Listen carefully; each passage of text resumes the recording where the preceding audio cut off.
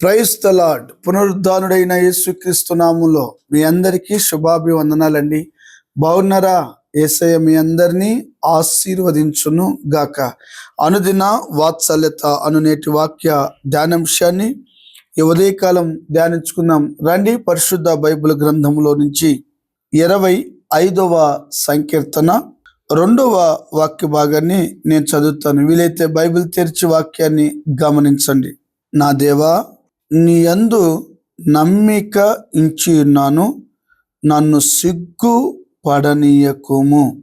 యేసయ్యకి మహిమ కలుగును గాక. దైవజనమా, చదువుబడిన ఈ వాక్య భాగంలో చాలా మందిని మనం గమనిస్తే మనుషుల మీద ఆధారపడుతూ ఉంటారు, రాజులను నమ్ముతూ ఉంటారు. కొంతమంది ఊరిలో మంచి పేరుంటే వారిని నమ్ముతారు. కొంతమంది మంచి జ్ఞానవంతుడైతే, తెలివి కలిగిన వాడైతే, డబ్బు కలిగిన వాడైతే, ఆస్తి కలిగిన వాడైతే, ఊరిలో పెద్ద మనిషి అయితే, వారి వారి స్థాయి స్థితులను బట్టి మనుషుల మీద కాస్త నమ్మకాన్ని పెంచుకుంటారు. ప్రజలు ఎలాంటి వాళ్ళంటే వారి వారి స్థాయిలను చూసి ఏదైనా దొరుకుతుందేమో అనుకుంటారు. యేసు ప్రభులు వారు కూడా ఒక అంజూరపు చెట్టు దగ్గరికి వెళ్ళి ఫలం వెతికితే ఆకులు తప్ప మరేమీ కనబడలేదు. అలాంటి జీవితమే మనుషులను ఆశ్రయిస్తే కలుగుతుంది, జరుగుతుంది. ఈ చదవబడిన వాక్యంలో నన్ను సిగ్గుపడనీయకుము అన్నాడు.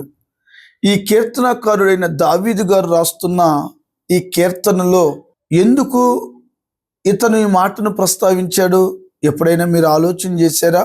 మనుషులు నమ్ముట కంటే, రాజులు నమ్ముట కంటే యెహోవాను ఆశ్రయించుట మేలు అన్నాడు. ఈ రోజున నువ్వు మనుషులు నమ్ముతున్నావు గనుకనే సిగ్గు, అవమానం నీకు కలుగుతుంది. ఈ రోజున నీ చేతి పనిని నువ్వు నమ్ముకుంటున్నావు గనుకనే సిగ్గుపడిపోతున్నావు. ఈ రోజున నీ ఊరు బలాన్ని, కండ బలాన్ని, బంధువు బలాన్ని, నీవేదో చేయగలననే నీ జ్ఞాన బలాన్ని బట్టి అతిశయిస్తూ సిగ్గు, అవమానంతో బాధపడుతున్నావు.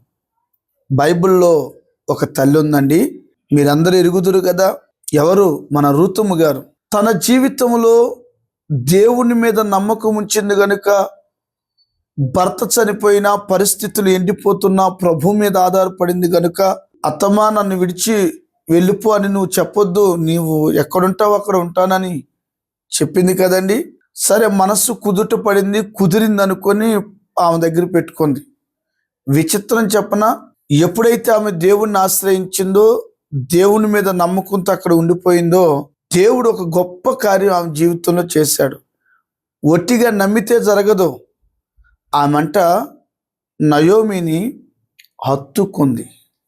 ఈ వాక్యం వింటున్న దైవజనమా, వాక్యం అనే దైవాన్ని నువ్వు హత్తుకోవాలి, దేవుని సన్నిధిని నువ్వు హత్తుకోవాలి.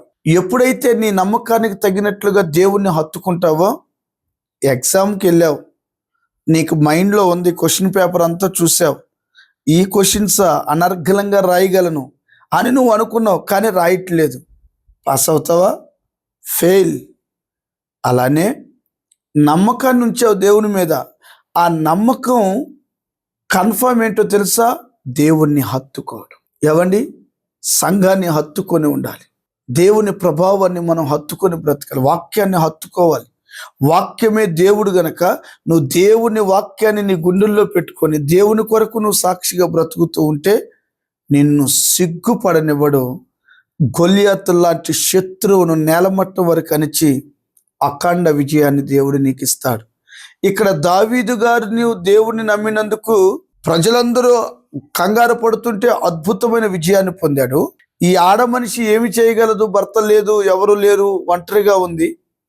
దేవుని మీద నమ్మకం ఉంచినందుకు, దేవుణ్ణి హత్తుకున్నందుకు, ఆజ్ఞలను పాటించినందుకు ఆ దేశంలో యజమానురాలిగా మారిపోయి. నేనంట, ఇప్పటి వరకు నీ వ్యాపారంలో సిగ్గే, నీ కుటుంబంలో సిగ్గే, నీ పిల్లల విషయంలో సిగ్గే, నువ్వు ఎక్కడ అడుగు పెడితే అక్కడ సిగ్గే, అవమానమే కలుగుతుంది. ఇప్పుడైనా వాక్యాన్ని హత్తుకో, ఇప్పుడైనా సన్నిధిని హత్తుకో.